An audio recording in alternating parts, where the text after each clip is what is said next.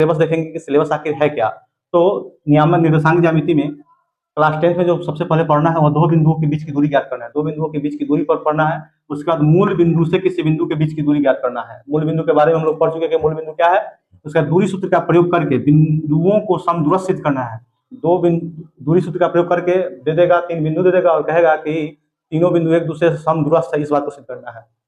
चौथा आपको दे देगा कि दूरी सूत्र का प्रयोग करके बिंदुओं को सररेख या एक रैखिक सिद्ध करना है। दूरी सूत्र का प्रयोग करने का कहने का मतलब दूरी सूत्र का प्रयोग करके सररेख का मतलब होता है कि तीनों बिंदु एक ही रेखा से है गुजरती है या तीनों बिंदु एक ही रेखा पर स्थित है, उसी को एक रैखिक कहते हैं या सररेख कहते हैं। आपको जो है छठा टॉपिक, छठा प्रकार का जो सवाल प्रयोग होगा, सॉरी पांचवा प्रकार का जो सवाल होगा, दूरी सूत्र का प्रयोग करके त्रिभुजों का नामकरण करना। 3 गो बिंदु दे देगा और कहेगा कि सिद्ध कीजिए कि तीनों बिंदु जो है समबाहु त्रिभुज का शीर्ष है, विषमबाहु त्रिभुज का शीर्ष है, समकोण त्रिभुज का शीर्ष है, समद्विबाहु समकोण त्रिभुज है। यह हम लोग को दूरी सूत्र का प्रयोग करके पता करना है।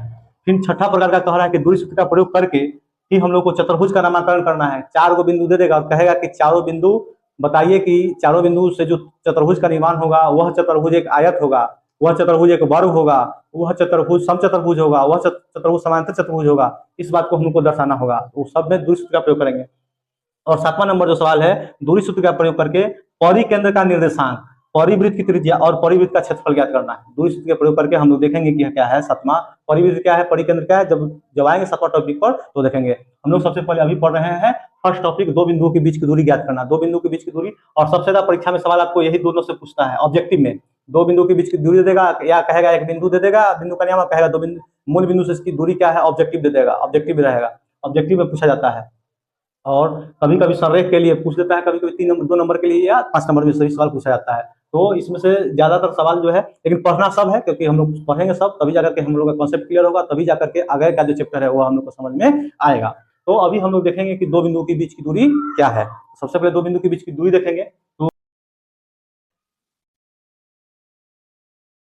टॉपिक फर्स्ट देखिए, दो बिंदुओं के बीच की दूरी ज्ञात करना। कहने का मतलब क्या चीज है, हम लोग को दे देगा बिंदुओं ए x1, y1 तथा b x2, y2 के बीच की दूरी ज्ञात करें।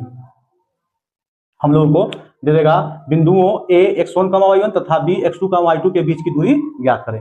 पहला हम लोग को यह फार्मूला का काम करेगा और कैसे आता है इसका साबित होता है, लेकिन हम लोग यहाँ पे फार्मूला से मतलब है। क्या मतलब है, केवल क्या चीज फार्मूला है। तो हम लोग को दो बिंदु दे देगा और हम लोग बताएं कि कोई भी बिंदु होगा तो उसमें नियामक होगा, एक x नियामक होगा, एक y नियामक होगा। तो यहाँ पर x1 से कहने का मतलब पहला बिंदु है और x2 का मतलब दूसरा बिंदु है। दो बिंदु है, देखिए एक बिंदु यहाँ पर a है और हम लोग देख चुके हैं कि कोई भी बिंदु होता है तो उसका नियामक होता है। एक बिंदु a है x1, इसका नियामक है y1, x1 है और y1 है, और एक बिंदु b है जिसका नियामक है x2, y2, दूसरा बिंदु है। कह रहा है दोनों है। अब कह रहा है कि ये दोनों से एक दूसरे से कितना दूरी के दूर पर बैठा हुआ है, a से b कितना दूर बैठा हुआ है। कहने का मतलब ये दोनों बिंदु के बीच की दूरी हमको ज्ञात करना है। तो ये दोनों बिंदु के बीच की दूरी को ऐसे मिलाएंगे तो ये पूरा बन गया a से b। दोनों पहले अलग अलग बैठा हुआ था, a अलग बैठा हुआ था, b अलग बैठा हुआ था, और दोनों के बीच की दूरी a से b को मिला दिए और यही निकालना है। तो दूरी सूत्र हमारा कहता है, दूरी सूत्र कहता है दो बिंदुओं के बीच की दूरी AB बराबर root under x2 minus x1 का होल स्क्वायर जोड़ y2 माइनस y1 का होल स्क्वायर। या हम लोग AB बराबर ऐसे भी लिख सकते हैं इसको, root under x1 minus x2 का होल स्क्वायर जोड़ y1 माइनस y2 का होल स्क्वायर। दोनों बात लिख सकते हैं। हम लोगों को दो बिंदु, पहले एक बिंदु है a x1, y1 और एक बिंदु है x2, y2। यह दोनों एक दूसरे से कितना दूरी पर बैठा हुआ है, तो दोनों को मिला दिए। तो सूत्र, दूरी सूत्र कहता है कि दोनों बिंदु a से b क्या हो जाएगा, root under x2 minus x1 का होल स्क्वायर जोड़ y2 माइनस y1 का होल स्क्वायर। इसको हम लोग दूसरा बात में ऐसे लिख सकते हैं, x1 माइनस x2 का होल स्क्वायर जोड़ y1 माइनस y2 का होल स्क्वायर, या बोल सकते हैं। कहने का मतलब दो बिंदु के बीच की दूरी होगा, x वाला को घटा करके स्क्वायर कर देंगे, फिर y वाला को घटा करके स्क्वायर कर देंगे, दोनों के स्क्वायर करके जोड़ देंगे और उसका वर्गमूल निकाल देंगे, दो बिंदु के बीच की दूरी निकल जाएगा। हमारा पहला जो टॉपिक है यही है, दो बिंदु के बीच की दूरी ज्ञात करने पर आधारित है। इस पर आएगा तो दो बिंदु के बीच की दूरी। अब मान लीजिए कि AB है, अब AB है, अगर मान लीजिए कि हमको दे देगा PQ दे देगा, मान लीजिए कि बिंदु P है x1, P, मान लीजिए कि A1 है और ये B1 है, और Q बिंदु A2 है और B2 है। हम लोगों को कुछ भी दे, उससे कोई बहस नहीं है। हम लोगों को दो बिंदु के बीच की दूरी कह रहा है, तो दो बिंदु के बीच की दूरी तो P से Q को मिला दिए। P से Q क्या दर्शा रहा है, दो बिंदु के बीच की दूरी को दर्शा रहा है। ये हो जाएगा रूट अंडर, क्या करेंगे, पहला वाला घटा के स्क्वायर, पहला वाला पहला में से घटा देंगे तो a1 माइनस a2 का होल स्क्वायर, जो दूसरा वाला में से दूसरा घटाएंगे तो b1 माइनस b2 का होल स्क्वायर, दोनों के स्क्वायर निकाल करके जोड़ देंगे, उसका वर्गमूल निकाल देंगे, वही हो गया दो बिंदु के बीच की दूरी।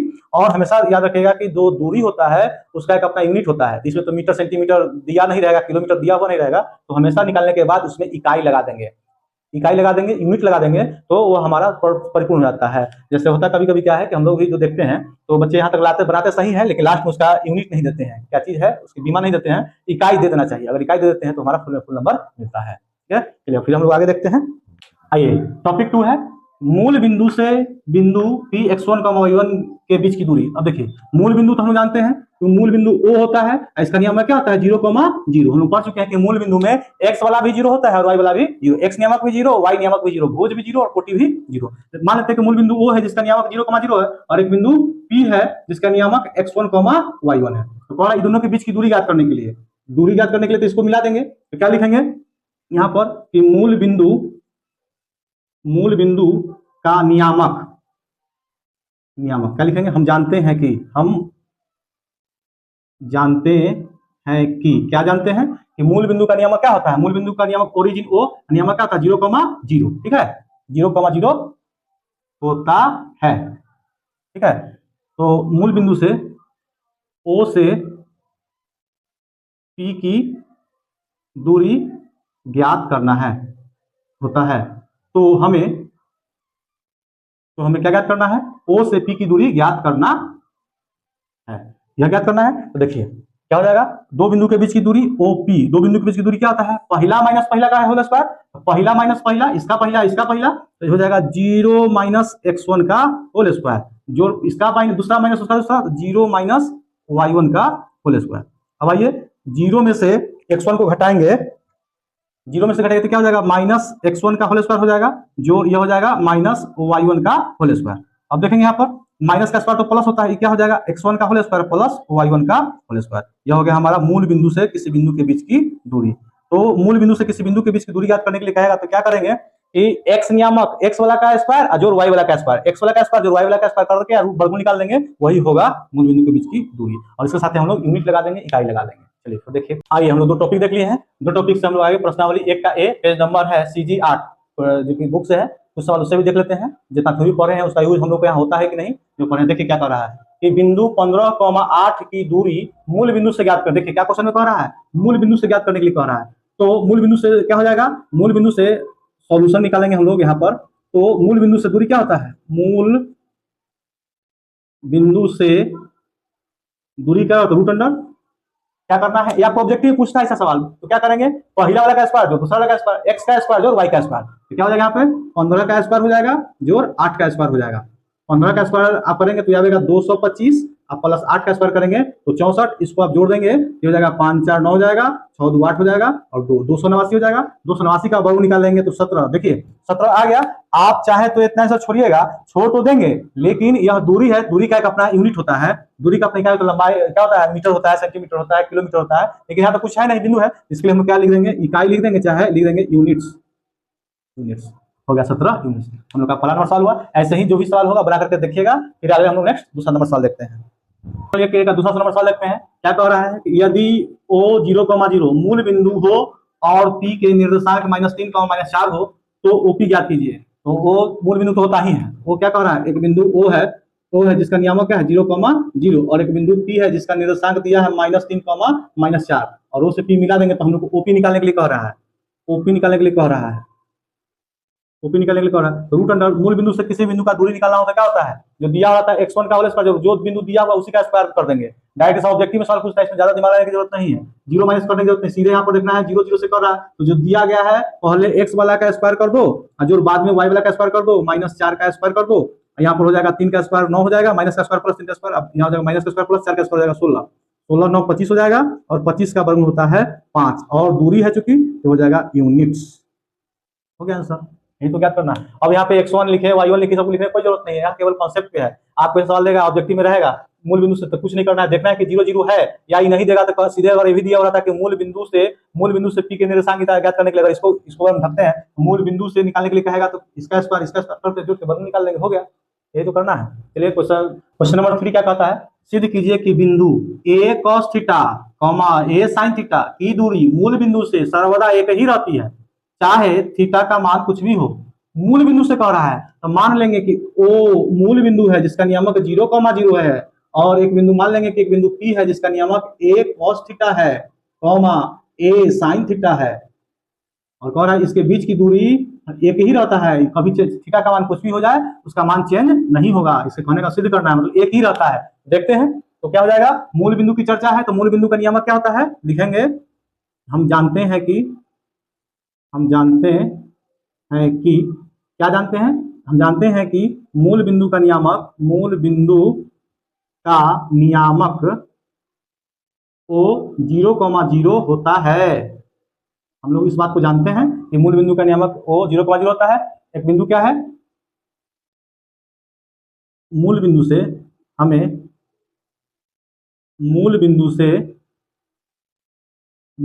से बिंदु P A cos theta comma A sine theta के बीच की दूरी ज्ञात करना है।